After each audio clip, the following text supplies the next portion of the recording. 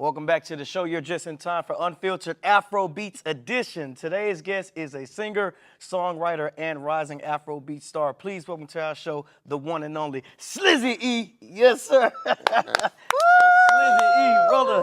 Thanks for having me, man. Listen, good. Yo. Good to have you. Thank you for coming on our show. Thank you, man. Congratulations on all your success, man, which we're going to Thank get you. into all that. But before we do that, can you tell our viewers just a little bit about yourself? Yeah, my name is Slizzy, but my stage name is Slizzy E. Yeah. Then the street called me Edo Boy. Yeah. You know, I'm from Nigeria. Yeah. From a state called Edo State. Edo You State? know, yes, Edo State. All Then from inside Edo State, there's the city is called Benin. Okay. And our tribe is called Benin, where we have the Oba. Like, our Oba is special. Like, it's the, apart from when you have, like, the Queen or the King of England right now. Right. It's the next is Oba. Okay. It's like, we call him the God King, you know what I mean? Okay. So, yeah, so that's the place I'm from. Like, Wow. yeah, so. Okay. I love it. I'm learning so much about our culture. All So right. you're a king. Essentially, you're telling us you're a king, but we know you're a king. Yes, sir. Yes, sir. Come on, king. Yeah. So what made you pursue a career in music? Actually, music saved my life. Wow. Yes, that's how I love to put it. Like, when I was growing up in a community called Uselu in Benin, you know, I grew up with a single mom at that time when I was born. You know, it was just my mom and my siblings. And, you know, growing up, and we stumbled on a program on the TV. It was back in the day, it was Breakfast Groove. So when you call into the program that you want to represent your hood or your area, they will come and film you and then play it on TV.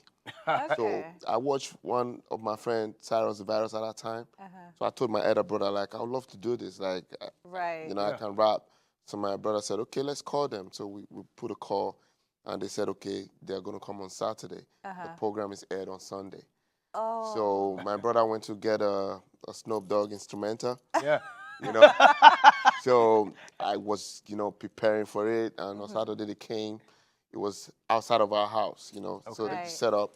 I did my thing, and on Sunday it was aired, and that's how the whole journey started. Like, everybody, when I go to the street to buy something for my mom, they'll be like, we watched you, we saw you, we saw you. Wow. So they big you up all the way.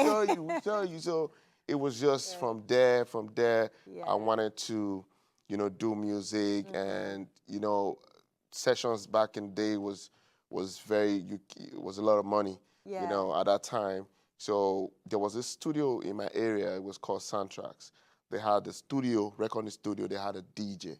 Okay. So I figured out that if I go there and become a DJ, I'll become a staff. So if I become a staff, I'll be able to, when you're a staff, you're able to do things inside the company or inside where you work. So because I know I couldn't afford the session, so I said if I become a staff, I'll have time. Maybe little here, any there, spare time, I'll just record. You know, so I went to meet them. They said, yeah, if you want to become a DJ, you have to buy drinks, bring 4,000 naira. 4,000 naira. So I went to my mom. My mom said, okay. I said, just want to do it. When I come from school, I'll go. You know, my mom said, okay, as long as you go to school first, then you go there, it's fine. So my mom gave me the money. I went to pay, bought the drinks. Then I started learning as an apprentice on the studio. Okay. So once the studio is free, nobody has sessions, I'll record. So that's how I started recording. That's how I even started being a studio engineer. So I started recording myself, you know, and you know, that's how the journey just started. So I want to circle back to that, actually. So you mentioned that you were a DJ for a while. So yes. How did that, like, influence you musically? Did you pull any inspiration from being a DJ, or? Yeah, a lot. Like, when I was a DJ, first thing that we learned back in the day when you're becoming a DJ is timing.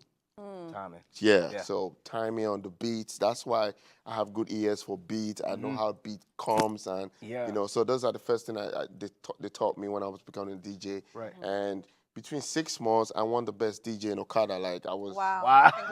Congratulations. Yeah. So that really helped. Everything groomed the whole process. Yeah. It all came together. Yeah. Congratulations. So, okay, I have to ask. Yeah. Because you collaborated with someone that I absolutely love, Jesse Wu. Yes. How did that feel and how did it come about? Because Jessie's amazing and I didn't know she had those vocals.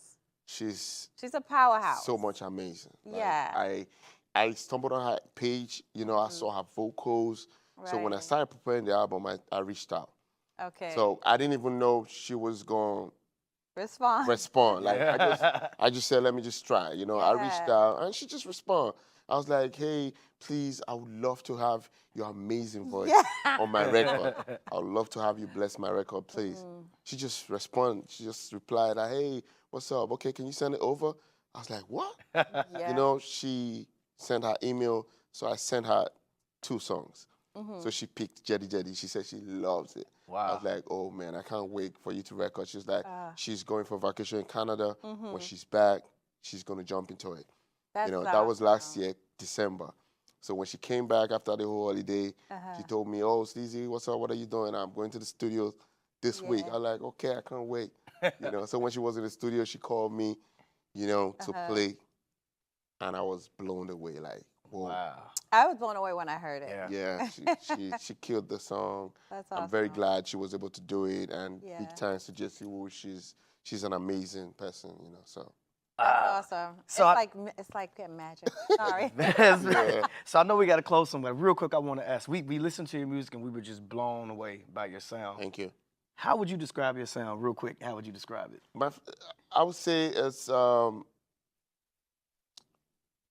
Afro pop, kind of, because I actually started up as a rapper back in the day. Oh, okay. So I was a rapper for a long time. Okay. And I discovered I could sing. So I started singing. Yeah. And when I started singing, most of my fans was like, we need your rap back. We need.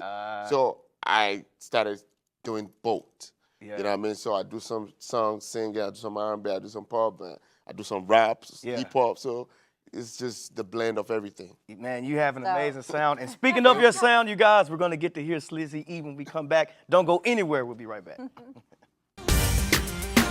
We are back again with a special performance from Slizzy E, also known as Edo Boy. Today is the release of his brand new album, Global Citizen, and he is here with 3 of his hit songs coming up. So we have Jedi Jedi, also featuring none other than Jessie Wu, Seniors featuring Atifa and Dr. Alaska, and Global Citizen featuring Spurres Tunez. It's love you give me. Your love to kill me. Oh, Slizzy lime. It's love you give me. Your love to sweet me. Love you give me. Love you give me. Love is sweet me. Yeah. Oh baby, your love just tastes so good. Your love on the qua sweet. Your love they give me jetty jetty. Oh. Your love he make my Kris. For the holidays, so I didn't have his little help around the house, so he came back last night. I'm sure he was excited to get back home. He was, Yeah. and so was the dog. Oh, Tyson was gone. Tyson has a whole jail cell. So my husband found this new cage. Okay. And it literally looks like a jail cell. I have to take a picture and You bring it need to tomorrow. take a picture. It's so sad.